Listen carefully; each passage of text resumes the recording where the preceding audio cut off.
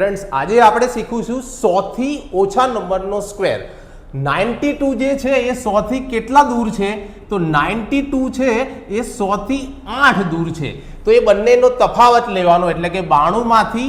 8 જશે તો વધશે 84 અને આ જે ડિફરન્સ છે ને 8 એનો વર્ગ કરી દેવાનો એટલે 88 64 બસ આ જ એનો આન્સર બની જશે। હજુ એક એક્ઝામ્પલ સમજો ક્વેશ્ચન છે 97 નો સ્ક્વેર તો 97 જે છે એ 100 થી કેટલા દૂર છે કે 3 દૂર છે તો 97 માંથી 3 જશે તો બચશે 94 અને આ 3 નો વર્ગ કરવાનો છે એ થશે 9 પણ યાદ રાખવાનું છે સિંગલ ડિજિટ હોય તો આગળ 0 મૂકવાનો છે એટલે આન્સર થશે 9409। એ જ રીતે 88 નો સ્ક્વેર કરવો હોય તો આ 100 થી કેટલા દૂર છે તો 88 જે છે એ 100 થી 12 ઓછા છે એટલે કે 88 માંથી 12 જશે તો વધશે